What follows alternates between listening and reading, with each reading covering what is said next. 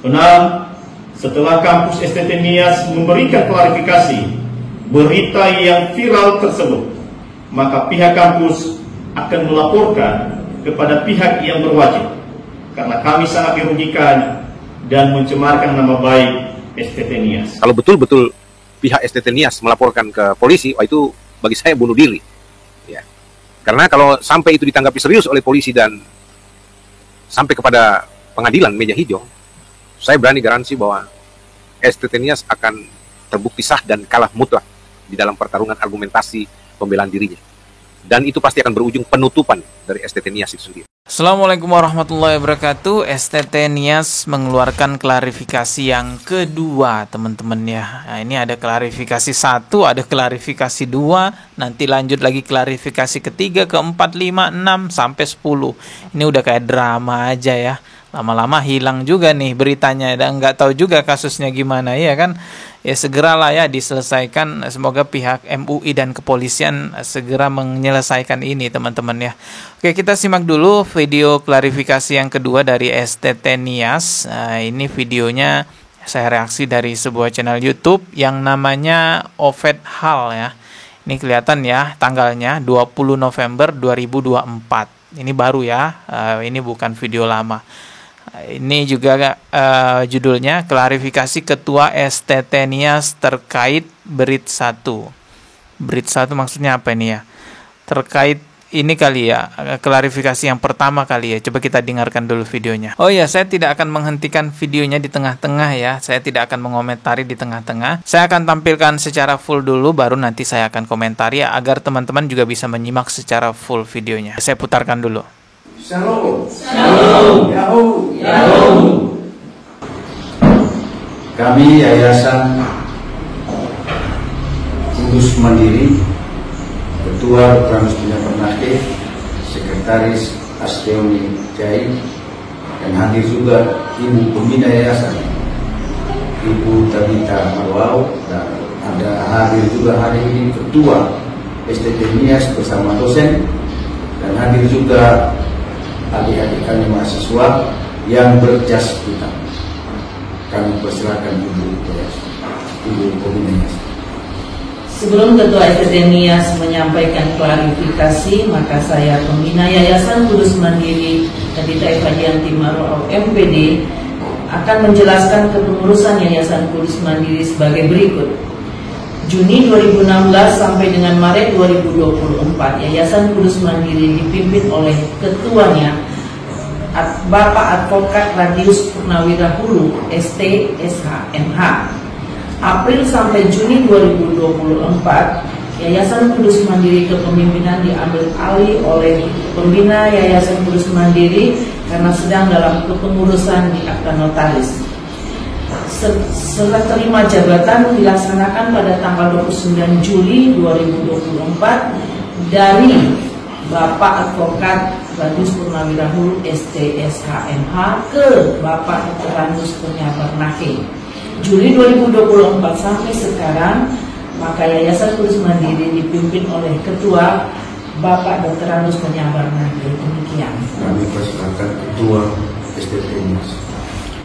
Saya Ketua Sekolah Tinggi Teologi Nias atas nama Fuanita Zega MPDK memberikan klarifikasi berita yang viral di media sosial yang menyebutkan STT Nias menista agama Islam. Sehubungan dengan video pertama yang telah dibuat pada hari Sabtu tanggal 16 November 2024 pukul 11.35 WIB. Pada hari ini Selasa tanggal 19 November 2024 pukul 16 WIB bertempat di kantor STT Nias, Jalan Golkar, Desa Irongokeba, Gunung Stori. Kami STT Nias sepakat untuk membuat video klarifikasi kedua guna penyempurnaan video klarifikasi pertama sebagai berikut.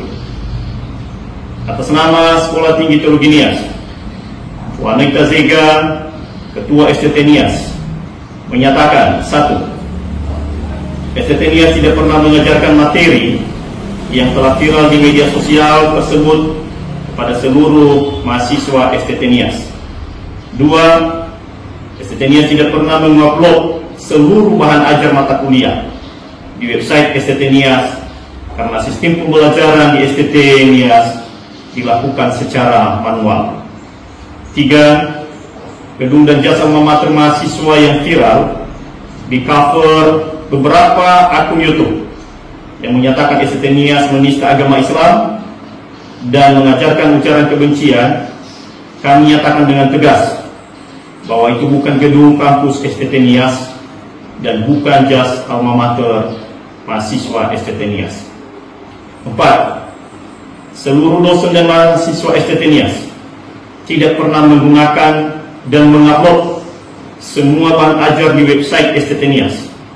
Dan perlu kami informasikan bahwa yang membuat website www.sttnias.ac.id bernama Santo dan tinggal di Jawa Tengah, namun nomor handphone kontak telah hilang berdasarkan keterangan Ketua Yayasan Kudus Mandiri yang lama, dalam hal ini Bapak Radius Purnawira Hulu ST SHMH. 5. Akun Facebook, YouTube, TikTok, email sttnias@gmail.com dan website www.sttnias.ac.id yang mengatasnamakan STT Nias atau pengurus STT Nias. Kami pihak STT Nias menegaskan, bukan kami yang membuat dan bukan kami admin pengelola, karena kami pihak STT Nias sama sekali tidak tahu passwordnya. 6. Setelah kampus STT Nias memberikan klarifikasi berita yang viral tersebut, maka pihak kampus akan melaporkan kepada pihak yang berwajib, karena kami sangat dirugikan dan mencemarkan nama baik STT Nias.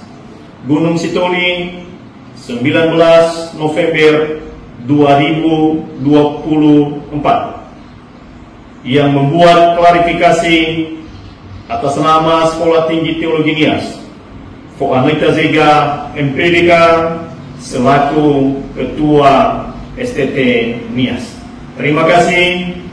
Salam. Shalom. Yahoo. Yahoo. Oke, itu tadi ya klarifikasinya dari pihak STT Nias. Ya, hampir sama lah ya klarifikasi yang pertama. Pada intinya semua poin yang dijelaskan oleh STT Nias, yang diutarakan oleh pihak STT Nias, mereka itu tidak mengakui dan menganggap itu bukan ulah STT Nias atas apa yang terjadi di sosial media. Bahkan ini ada orang yang disebutkan di sini, yaitu Santo. Katanya ini adalah ulah Santo karena Santo adalah adminnya. Tapi sayangnya ini nggak tahu kemana Santonya, nomor HP-nya juga hilang. Saya justru melihat ini kayak mau cuci tangan ya. Seolah-olah mengatakan, wah ini bukan kami, ini Santo ini. Tapi Santonya siapa? Kemana orangnya? Nggak tahu juga lah, anehnya kan begitu teman-teman. Mengkambing hitamkan sosok orang yang nggak jelas, bahkan nomor HP-nya aja nggak tahu, nggak bisa dihubungi katanya. Dan sangat mustahil sekali. Sebuah website resmi dibuat, itu domainnya ya, alamat webnya itu di bawah Kementerian Pendidikan. Betapa banyak persyaratan yang harus dikumpulkan untuk membuat website resmi itu, tapi nggak diketahui oleh pihak kampusnya, nggak diketahui oleh pihak petinggi kampusnya. Kalau misalnya bikin akun palsu Facebook, Instagram, TikTok, YouTube, itu masih umum, bisa aja bikin akun palsu. Tapi kalau website resmi, ini butuh SK rektornya, butuh KTP petingginya, butuh dokumen-dokumen lainnya. Jadi rasanya tuh nggak mungkin deh ada orang yang bisa bikin website resmi tanpa sepengetahuan petinggi kampusnya, ya kan, petinggi sekolah tinggi teologinya itu tadi. Dan juga terdengar di klarifikasinya tadi, tetap aja pihak STT ini akan melaporkan ke polisi. Ya nggak tahu juga nih siapa yang mau dilaporin, apakah Santo yang mau dilaporin atau siapa nih yang mau dilaporin, nggak jelas juga. Dan sebenarnya sudah ada peringatan dari pendeta-pendeta lain, contohnya Pak Jusua Tewu ini ya, memberi peringatan STT Nias ini nggak usah lah lapor-lapor polisi, karena itu sama aja menggali lubang sendiri. Justru STT Niasnya yang akan berujung ditutup kalau lapor polisi, karena ini akan diselidiki sampai ke akar-akarnya. Coba simak nih video berikut ini. Jadi bagi saya ini blunder. Kenapa? Karena apalagi klarifikasi penyangkalan terhadap semua materi yang kalau secara jejak digital dibuktikan oleh saudara Rudi layar teologi bahwa itu benar ada dan memang benar-benar termuat seperti itu, dan itu tidak bisa disangkali karena jejak digital itu bisa dibuka, bisa ditelisik. Dan yang saya maksudnya blunder, kenapa mesti di dalam press release itu Ketua STT Pak Fonseca dan kawan-kawan jajaran pimpinan STT Nias itu mengancam untuk melaporkan pihak-pihak yang dianggap telah membuat sangat atau pihak-pihak yang ulahnya sangat-sangat merugikan STT Nias dan mencemarkan nama baik STT Nias, dan akan melaporkan ke polisi. Ini yang saya bilang blunder. Kalau soal klarifikasi saja barangkali tanpa ancaman melaporkan ke polisi, apalagi kalau betul-betul pihak STT Nias melaporkan ke polisi, itu bagi saya bunuh diri. Ya. Karena kalau sampai itu ditanggapi serius oleh polisi dan sampai kepada pengadilan meja hijau, saya berani garansi bahwa STT Nias akan terbukti sah dan kalah mutlak di dalam pertarungan argumentasi pembelaan dirinya. Dan itu pasti akan berujung penutupan dari STT Nias itu sendiri. Dan ini yang saya bilang, saya sedih karena anak-anak yang kuliah itu yang jadi korban.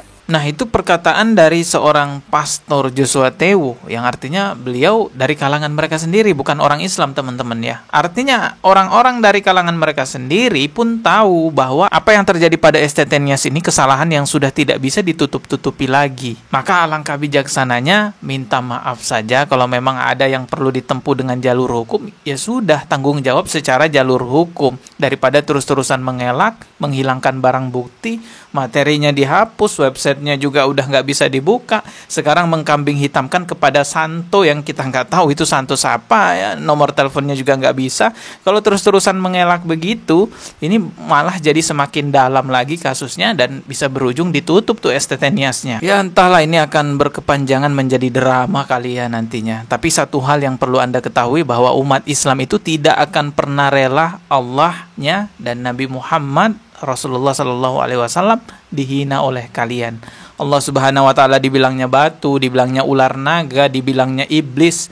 Nabi Muhammad Shallallahu Alaihi Wasallam dibilang iblis. Kita nggak akan pernah terima itu. Seperti apapun cara Anda cuci tangan, mengelak dan lain sebagainya, melawan dan lain sebagainya, umat Islam nggak akan mundur juga, pasti akan melawan balik juga. Jadi sudahlah, jangan cuci tangan, jangan lari-lari berkepanjangan. Akui saja salah, minta maaf, tanggung jawab secara hukum. Oke, kita ketemu lagi di video berikutnya. Subscribe dan juga loncengnya ditekan sebagai notifikasi. Wassalamualaikum warahmatullahi wabarakatuh.